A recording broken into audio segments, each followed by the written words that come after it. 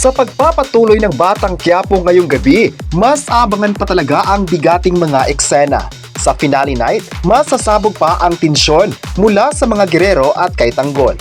Nabaril na nga ang karakter ni Miguelito Guerrero at nakatakas na naman si Rigor at maging si Roberto. Sa huling laban, maghaharap na naman sina Roberto at Tanggol kung saan mas lalong magagalit pa si Roberto dahil nabaril niya ang kanyang sariling kapatid. Magliliyab sa galit si Tanggol dahil ay hindi niya kayang maghari naman ang mga Guerrero sa buong Maynila. Sa isang syudad doon naman, ipinagpatuloy ang laban ni Roberto at Tanggol kung saan desidido na ito na wakasan ng lahat. Gamit ang bomba, pinindot ni Roberto ang button kung saan sumabog ang gusali nito habang napatalo naman si Tanggol. Duguan nga si Tanggol sa pangyayari. Sa kabilang banda naman ay nagharap din sina Tanggol at Rigor kung saan handa na niyang sisingilin si Tanggol sa lahat ng mga kasalanan nito. Gayon din si Tanggol na gustong ipaghiganti nito ang kanyang pamilya at lalong-lalo na ang ginawanla sa buong Maynila. Nakipagnegosasyon kasi si Rigor sa mga kalaban na sina Miguelito at Roberto kaya napakahirap kay Tanggol na patawarin nito. Nagsuntukan ng dalawa at kitang-kita na hirap si Tanggol sa kanyang sitwasyon.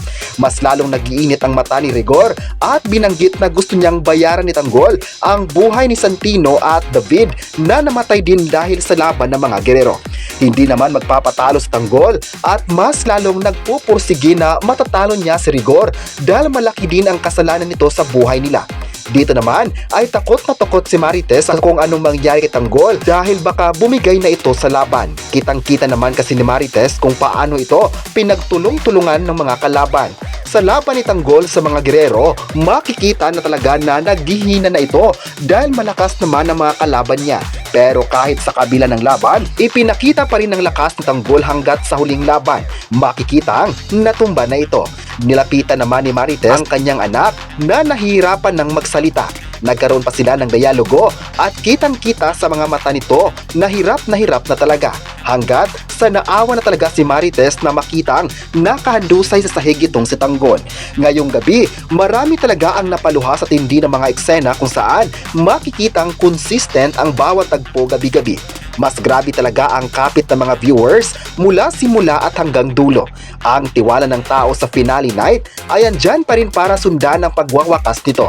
Thankful naman si Coco Martin sa lahat ng mga taong sumusuporta sa kanyang teleserye. Mula simula at hanggang ngayon, mahal na mahal pa rin ng mga tao at kinapitan ang bawat episodes hanggat umabot na ito ng episode 799.